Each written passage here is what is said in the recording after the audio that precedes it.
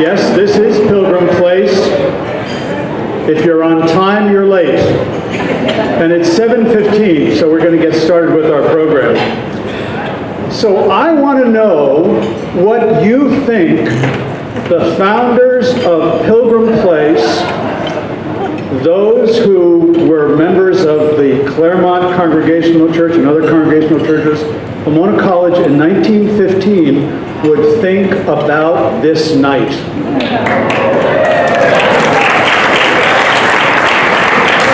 I'm thinking that they would be amazed, confused, overwhelmed, probably shocked, hopefully grateful. Somebody just said, give them a glass of wine and they'll be fine. We honor them and all who followed them over the last 100 years with our presence tonight at the beautiful Padua Hills Theater. I also want to thank you for being part of this extravagant party. At least it's extravagant for Pilgrim Place. We don't usually do this kind of thing. And for ushering in the future of this extraordinary retirement community. I suspect that our founders would be inclined to invoke God's name under the circumstances we celebrate tonight. So I ask that you join with me and them for a word of prayer. Let us pray. Creator God, we gather tonight in celebration and thanksgiving for the opportunity Pilgrim Place has been given these last 100 years to nurture a dream, to fulfill a promise, and to foster the vision of our founders. We are grateful for the leadership of many people over the years who persevered in difficult times and pushed the boundaries of new possibilities, enabling our journey forward. Help us to be ever mindful of their legacy and our responsibility, even as we offer thanks for the bounty of your harvest, that we might be the gifts that others need to catch the spirit of Pilgrim Place. Amen.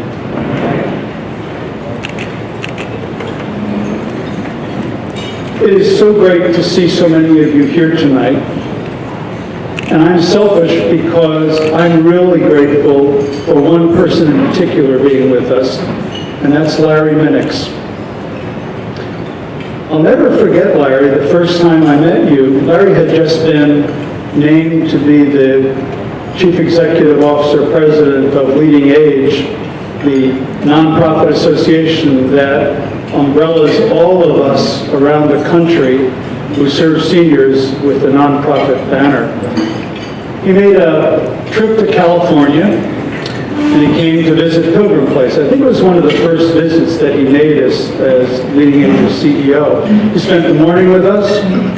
We had a resident staff forum. He ate in the dining room, and then very graciously excused himself because he had to get over to Riverside to visit another community. The next morning, he called me.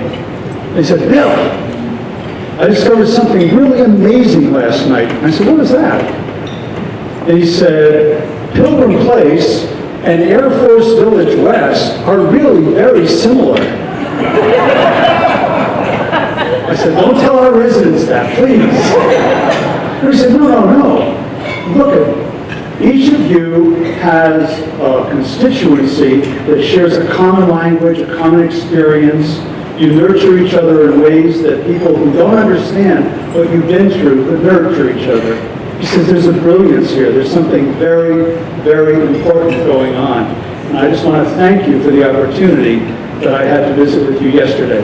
Well, we are grateful, Larry, for the work that you've done as Leading Age CEO for the last 14 years. Larry started out at Emory University at Wesley Woods, a retirement community down there as an administrative intern, I think. and then you became the CEO. And even while you were the CEO down in Wesley Woods, you were on the board of Leading Age, I believe, and then you became the CEO. And the work that this man has done over the years as CEO of Leading Age has just been extraordinary. What he did for Pilgrim Place and Air Force Village West has been replicated all over the country, from Maine to Hawaii, Seattle down to Florida, telling stories, sharing stories of what he's learned in his visits. And he's made a lot of visits to retirement communities over the years. He has knit us into a fabric that is firm and shows the extraordinary depth of caring that exists within the communities that we serve. So Larry, it's such a great gift to have you here with us tonight. Your years of work in Washington, D.C. on our behalf, your advocacy with Congress and all of those, well, you know who I am, those folks in Washington. I call them something else sometimes. I don't think we have anybody now. Still, Hilda's gone. Well, we are so grateful that you're here to share with us a little bit of your perception and insights about the work that you do and the work that we share. Ladies and gentlemen, it is my great privilege to welcome Larry Minix to the podium.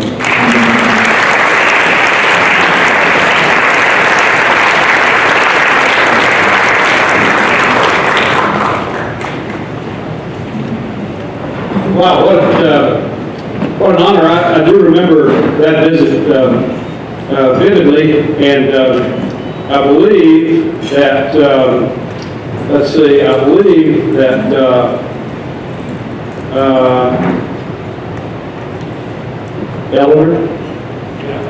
Eleanor was at our table, and she had on a t-shirt that said, she who must be obeyed. And Bill said they've been obeying her ever since. What an unusual culture you have here. It's certainly driven by your denomination. I didn't know much about your denomination. I'm just a Methodist, full Methodist boy from the South. And, you know, they're Methodists, we're our own tribe. And we don't always know exactly what we believe, but we know that in the South there are more Baptists than there are people.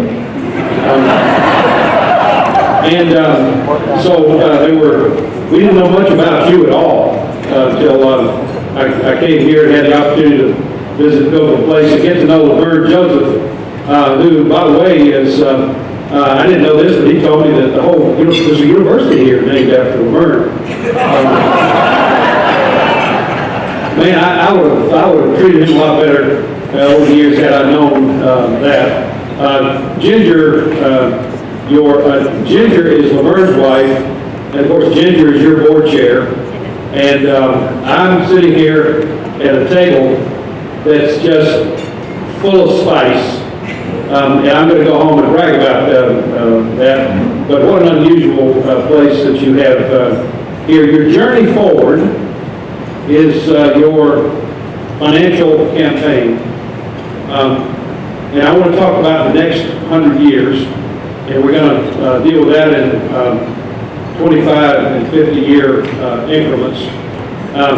But the journey forward reminds me very much of you have a Jewish colleague in New York City called Self-Help. And they had a similar kind of campaign a few years ago, and it said, "Our past propels us forward." And self-help was all about, initially, about getting refugees out of Eastern Europe before World War II. And then World War II came on. It was about Holocaust survivors. And, of course, the Holocaust survivors are dying every day. There are 500,000 or so around the world, and about half of those are here in the United States. Some of the most difficult problems that they have encountered that we can hardly imagine, but they're dwindling, and self-help is recreating its mission around people that start out in this country at a huge disadvantage. And you think about your missionary heritage, and as I go around, I can see the commonalities between Air Force Village and Pilgrim Place, and self-help and Pilgrim Place, and it's about the power of community. and it's driven by Judeo-Christian values that are now 3,000 years old. I look at your principles around your campaign, intentional living. One of the things that Bill and his staff told me when we came is when residents come here, they're asked about their plans for the future, how they're going to stay engaged in life. At the time, you don't know how unusual that is, because most people, when they move into a retirement community, are figuring out how to be served, not serve. And I remember sitting there in that dining room and expecting a typical resident association meeting where the chair of the food committee would get up and complain about, something's too hot, something's too cold. I came from Western Woods, and we used to have a battle over the cornbread. The Yankees wanted sugar in it, and the Southerners wanted salt in it, and never could satisfy anybody about the whole thing. And I didn't get anything about food complaints. Whoever chaired your food committee got up and was really out of sorts that you all are not doing enough about world hunger. That's a very different message. So intentional living, stewardship. And it's not just stewardship of money, it's stewardship of the earth. And I look at your campaign and what you're doing about stewardship. And I got to tell you, you people are tight when it comes to stewardship. You watch where your money goes, and you're thinking about every drop of water. The innovation. I wish I could clone and bottle your community, because it's all about the power of community. And finally, the issue of lifetime of service to others. When our founders created this association about 55 years ago, they projected that the issues of an aging society, the two biggest problems that we would face would be loneliness and boredom. Loneliness and boredom. And when you think about it, depression, for example, I've heard it said that they may be the single biggest reason, untreated depression, may be the single biggest reason that seniors wind up in their internist's office. And we know that older men have the highest suicide rate of any group per capita in our society. A man that's lost his job and lost his spouse is vulnerable to suicide. And part of that is because people don't have meaningful stuff to do. You engage people from the time that they walk in the door. It's part of your plan. I'd never heard of that before. And I do remember my first visit. Now, I want to talk about what you're facing the next 100 years and the first 25 to 50. Here's what you need to think about. Those next 100 years will go by faster. It sounds like a Yogi Berra-ism, but the next 100 years will be faster than the last 100 years. But your mission and programs will change dramatically. It may not be Pilgrim Place in 25 years. It may be Pilgrim Global, Pilgrim Intergalactic. Who knows if we go to Mars and places like that. You will, a big controversy that you'll face in the next 25 years is where does your political establishment help you find a place for your birthing center and nursery, because many of your residents, 80 to 100-year-old women, will want to carry the fetuses of your great-granddaughters because they've got to work. And and that'll create a lot of problems. I projected that at an anniversary of a member in Alabama, and this couple came up to me. They both had to be early to mid-80s, and she said, "That's a fascinating statement." And her husband says, "Look, no, we're not interested in that. We're not interested in that. I'm sorry you brought that up." He said, "Honey, those years behind us. We're not getting back." He looked at me and said, "I wish I hadn't brought that up. Really, we got those kind of years behind us." I said, "Well, it's just kind of play with my imagination." He said, "Well, we're not going to do that." He said, "Honey, we're not doing that." And he walked her off to the wine bar. a futurist a number of years ago wrote that there could be a baby born today that could live to 300 to 500 years. Think about that. And surely Alzheimer's will be cured in the next 25 to 50 years. The residents who live here will be a small part of what you do, because you'll probably serve 20 or 30 times that through remote technologies. Pilgrim place at home. Some of you, at your 200th anniversary, it's not unthinkable that some of you would be here at the 150th. Think about that. Laverne Joseph will be designated as the oldest, longest living CEO in America. And you will give him an award for that, one of many he will have received over the decades. You'll think of retirement as a quaint, charming term that's far antiquated, like the rest home. And 150 years ago, our members, many of them were founded as widows and orphans homes. We have the Home for Indigent Old Men of Good Character in Boston, and the Christian Insane Asylum in New Jersey. And many of the people that live in these communities were inmates, and they were tended to by matrons and boards of directors who are all men who manage their money. And there's still some of those models around today. There will be, Playboy will have the Centenarian of the Month. Some of you will probably not be a candidate for that, but I'm just telling you what life is going to be like.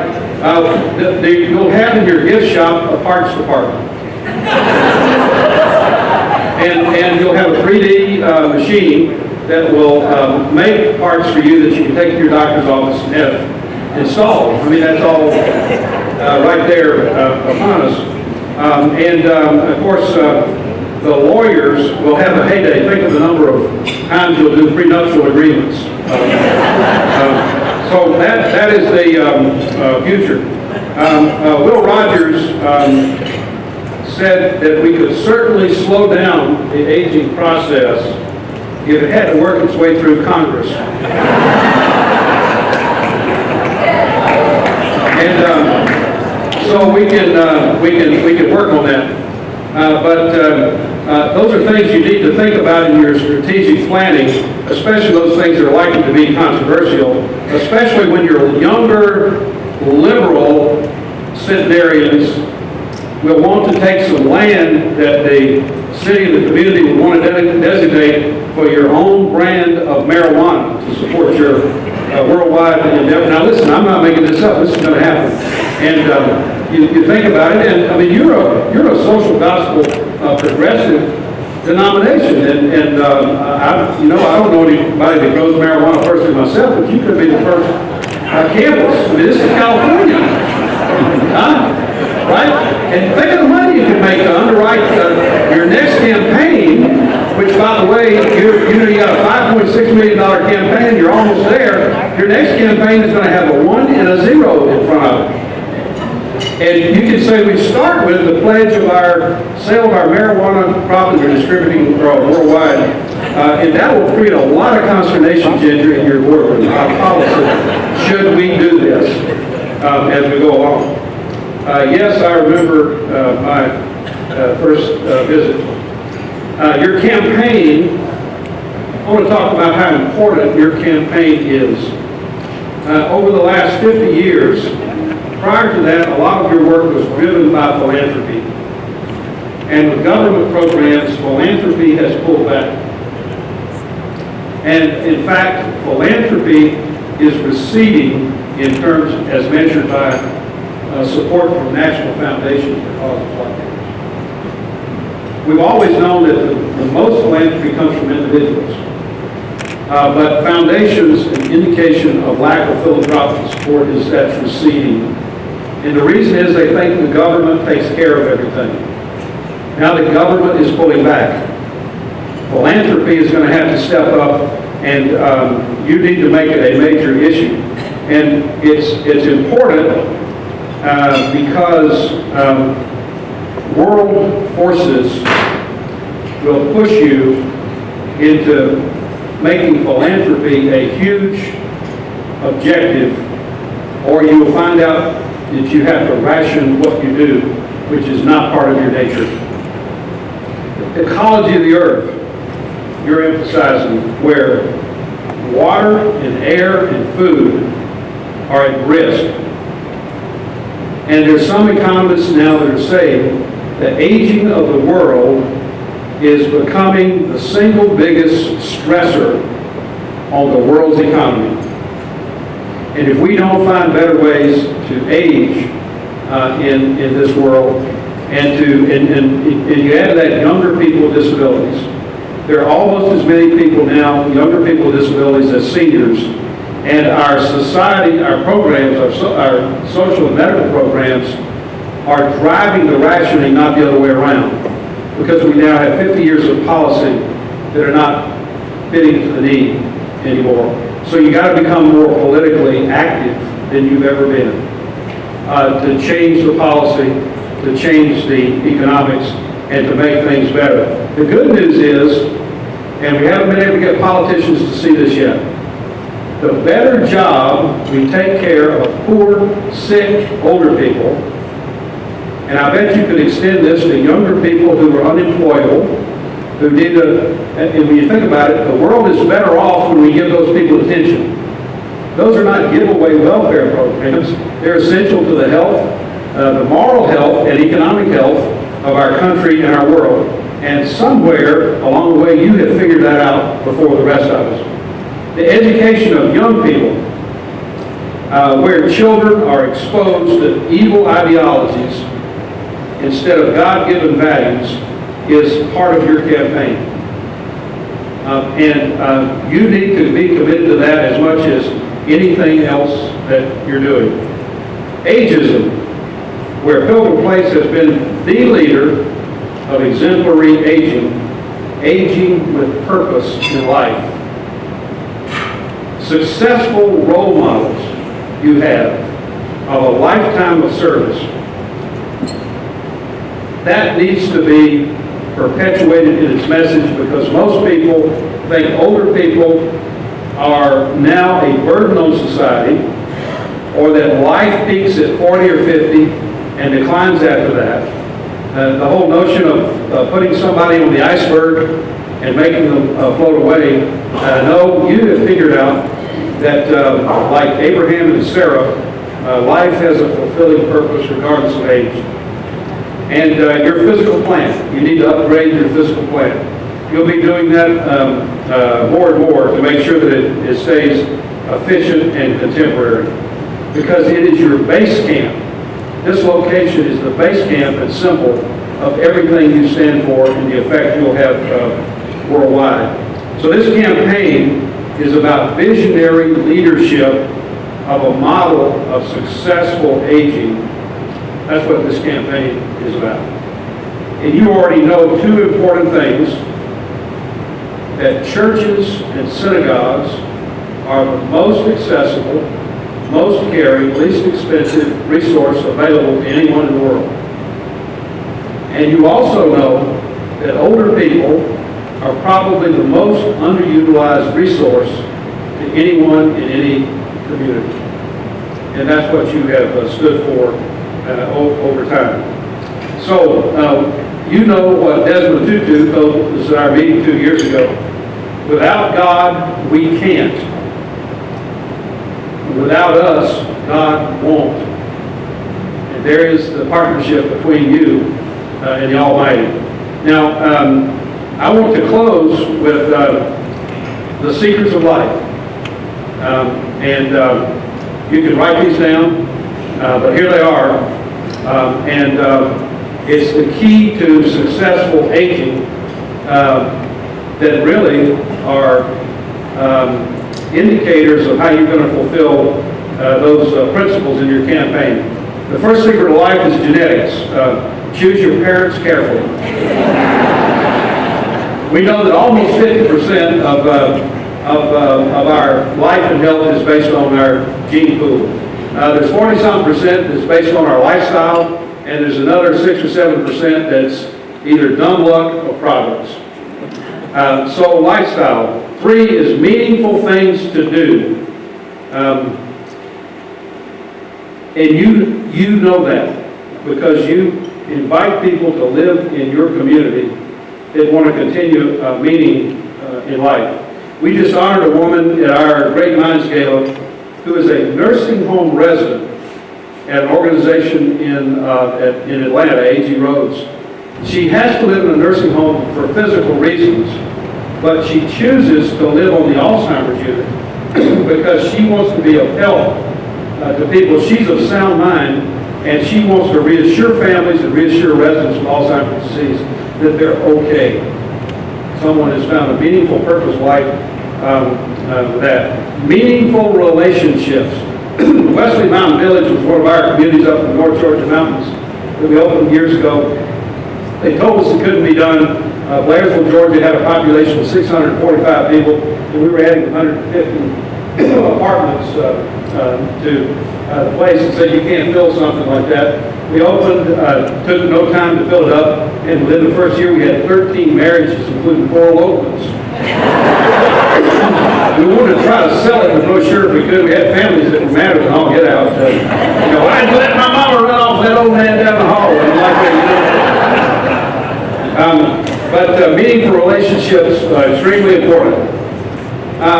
Your attitude and self-perception. It's interesting to me. I was on a cruise, my wife and I, 3 or 4 years ago, and behind us was a very large table that looked like either 4 or 5 generations of family on this cruise. And toward the end of breakfast, there was a matriarch. I'm pretty sure she's the matriarch. She had to be every bit of 90.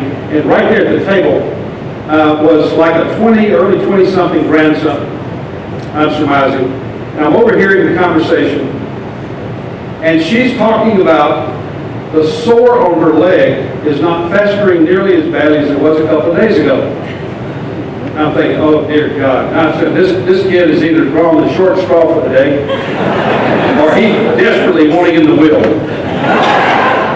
But I thought to myself, here's a woman who's got her family with her, and she's talking about, so, are we going to be a washed up bag of diseases as we grow older?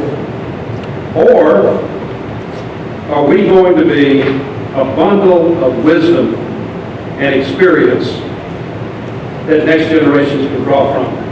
American Indian tribe in Arizona, our Leadership Academy has visited them twice. They have their equivalent of a nursing home, and I don't look like Mario Rubio here, but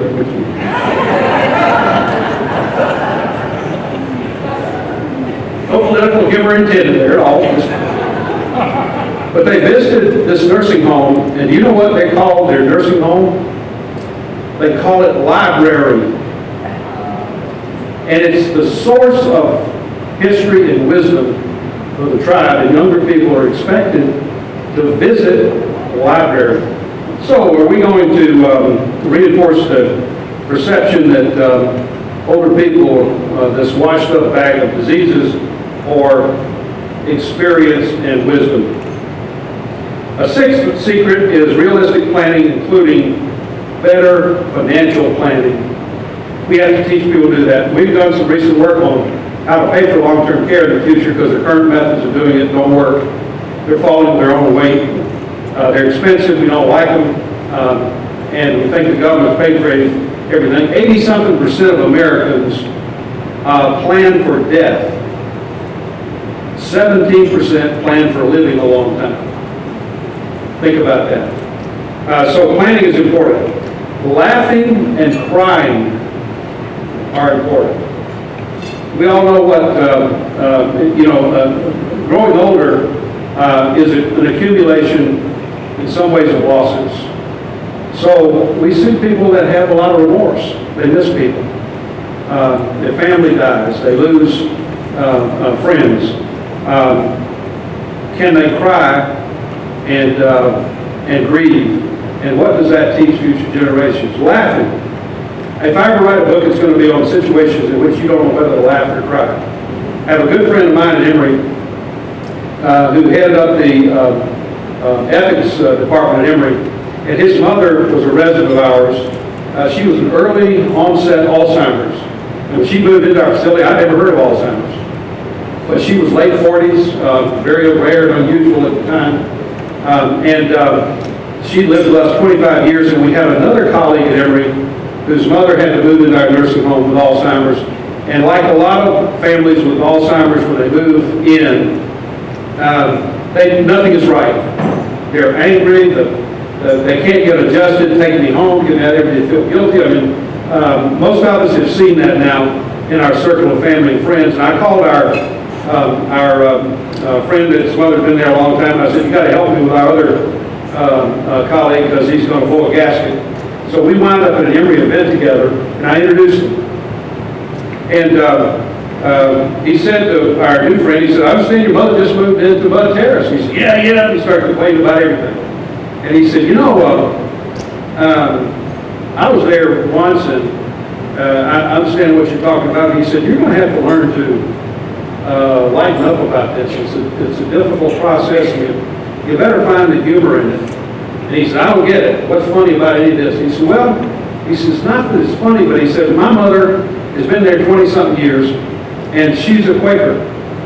And she doesn't know me now, might know my daughter, but we picked her up for Thanksgiving, and she didn't have a clue who I was, but we get to our house, and the kids were there, and we hold her hands for a blessing, and bow our heads, and my mother all of a sudden comes out with this old Quaker blessing that she got word for word. And we're all looking at each other, and okay, so she finished, and we had our meal, took her back, and he said, I thought, there's something she relates to, and that's her religious past. So I took her to the Emory annual Christmas organ recital, and they were doing the box procession of the Magi. It's heavy music. They had some faculty come in costume, and I'm sitting there with my mother, and I think that she's enjoying this. The first Magi comes in, recites from Luke, behold, it is the star of the east, blah, blah, blah, boom, boom, boom, this heavy music. The next one comes in, recites from Luke, and marches on in. And the third one, Magi comes in, and rather than making a statement, asks the question, can this be the Christ child we've all awaited? Whereupon my mother said, well, of course it is. Any dumb son of a bitch knows that.